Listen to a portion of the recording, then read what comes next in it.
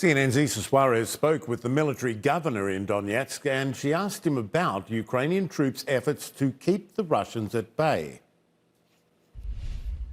They're holding their positions because not only while in the shelters, but also in the grounds, there are serious defensive structures, and the enemy is doing everything they can, but they have not yet succeeded in breaking the resistance of our courageous defenders. And Governor, we have seen those relentless shelling. We have seen the images of the shelling from the Russian forces on the Azovstali complex, steel complex. Can you give us a sense how many people are still inside the complex from what you're understanding? How many civilians still inside?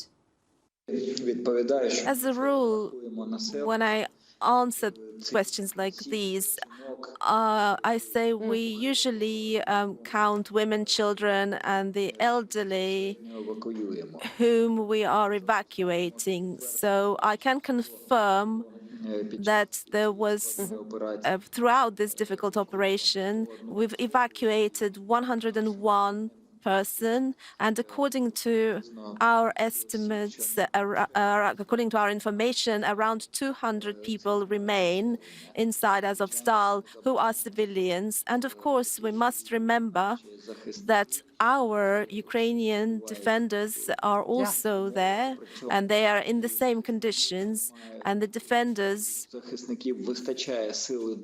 have enough spirit and courage not only just to hold the positions, but also to hold on to this outpost and the city. Let me ask you, Governor, about the offensive that we are seeing in the east. Are you seeing any sort of redeployment of Russian troops from Mariupol to the east? Are you starting to see any of those movements?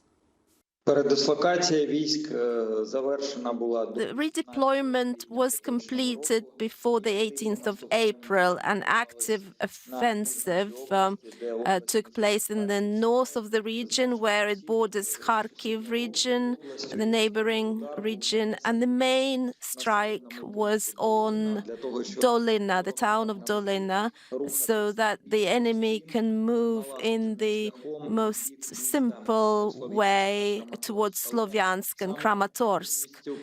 But it was our bravery and the professionalism and bravery of our forces that stopped most of the enemy force and equipment.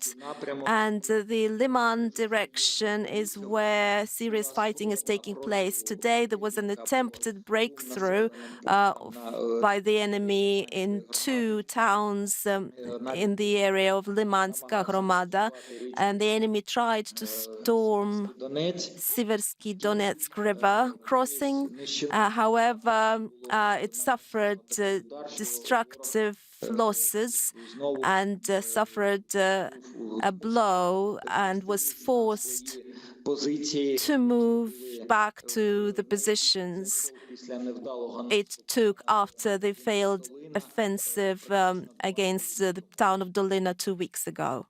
A lot of attention being focused on and given to May 9th, of course, that's Victory Day for Russia. The fear is that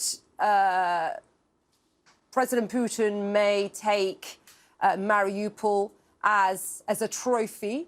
What do you have to say to that, if that does indeed happen? Mariupol was, is, and always will be Ukrainian. Mariupol, let's be frank, as a city doesn't exist anymore. The territory of Mariupol is there. This is yet another confirmation of the fact of how professional Ukrainian and Mariupol defenders are. Therefore, anything the enemy in its anger could take to ruin Mariupol в змозі The enemy is not capable of restoring it. And I will say with full responsibility as an official directly related to the rebuilding effort in Mariupol, можу сказати, in my post, відновити Маріуполь I will say that rebuilding Mariupol and making it even more developed and modern can only be done by the Ukrainian state.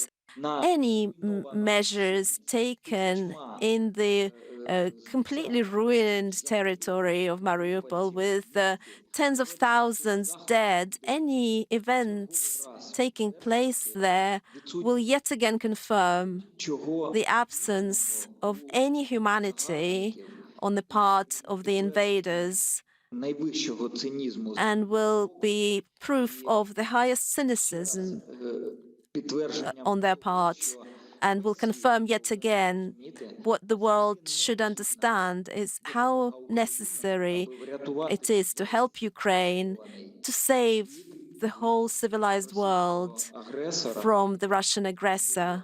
не просто перемогти, So а для as not just to overcome it, but не було to make sure в поколіннях that for generations it doesn't even begin to think of attacking Ukraine or threatening Europe and the whole world. CNN's Issa Suarez speaking there with the military governor of the Donetsk region in Ukraine.